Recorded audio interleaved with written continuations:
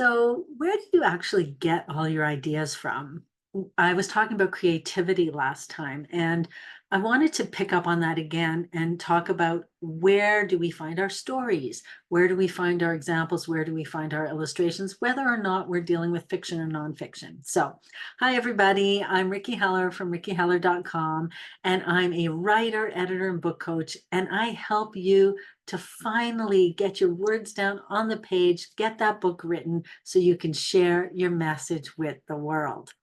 All right, so how do we come up with what we're going to write about? Well, I think that there are a few ways, and I wanted to talk about, so when I'm doing a nonfiction book or when I'm writing articles for my Substack, how do I come up with ideas for what to write about? So here are some of the things that I've come up with over the years. The first one, it seems obvious, but a lot of people don't tap into this, which is just look at your daily life. As a writer, you always want your ears open, you always want your eyes open, and you always want something on which to record your ideas. In other words, I never leave the house without a little notebook or my phone, and I can use my notes app if you have some other means of recording down things, because we think we're going to remember them, but the truth is we usually don't. If you're in a grocery store and an idea hits you, you might forget it by the time you get home when you're unloading all those groceries. It's just gone. So I always keep something on which to record my ideas, but I'm always also observing in daily life. And so you might see an interesting scene in the grocery store that sparks an idea for you. Write it down. And here's the thing that's kind of funny is most authors are great eavesdroppers, because when I was working on my novel, there's a scene in there that literally was taken from real life. All I did was write down a conversation that two little kids had, and they became characters in the book.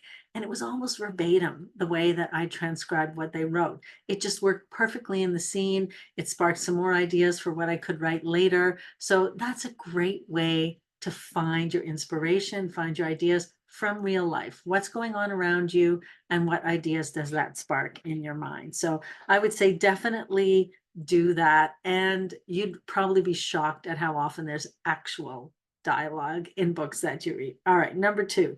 One of the things that a previous coach of mine used to talk about, so she was a business coach, and she used to always say, whatever your field is, look at other fields to find inspiration and information for your own marketing, for instance. So if you're a life coach, don't just look at other life coaches, look at brick and mortar businesses, look at artists, look at writers, other people, and see how they market, because there might be concepts and ideas in a completely different field that you can then apply to your own field.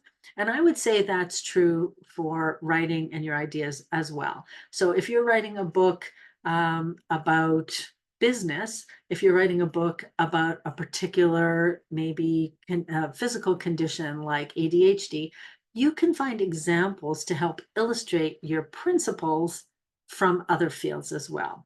And that works really well when you're writing fiction, of course, but even nonfiction as well. You're going to find all kinds of inspiration for ideas and all kinds of specific ideas that you can use even in other fields. So I would say the broader your range of knowledge, the more ideas you're going to have come into your mind, because you're going to see parallels, or you're going to find even looking at something and taking the exact opposite as your idea. That can often work really, really well for you. So keeping your eyes open, not only in your real life, but in other industries and other businesses as well.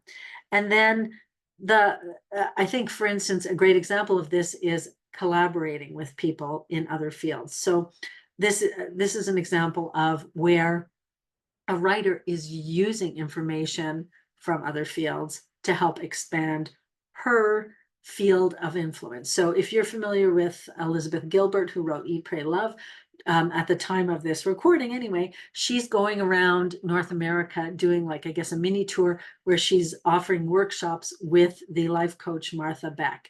Now, these are completely different fields, right? Elizabeth Gilbert is a nonfiction and fiction author. So she's a writer and she helps to mentor writers. She's also an expert in creativity. And here's Martha Beck, whose life coaching has to do with self-discovery, knowing who we are, finding our truth. She has one book all about finding your North Star. So looking at what is our true path in life. And these two have come together for a workshop where they're teaching people about all of those things, right? So, or the intersection between those things. So you never know what other fields are going to spark your ideas and your creativity. And it may take you slightly outside of your very specific subject area. But this can be used in your writing as well. So going forward now, Elizabeth Gilbert's going to have lots of ideas to write about based on that experience with her workshops with Martha Beck. So I would say when we're looking for creativity, the main message is to expand where we're willing to look, right? It doesn't have to be something that we personally have already experienced. It doesn't have to be something that we have created from scratch in our own minds. It can be something that we've observed or something that we've observed in somebody else's life too. So I hope that helps. Just a couple of ways to help you expand your ideas and the examples that you use in your books. And let me know what you think. If you have other ideas to add, I'd love to hear. How do you find your creativity? How do you tap into it? How do you find ideas and examples for your own writing? All right, everybody, have a great week. I'll see you again next time.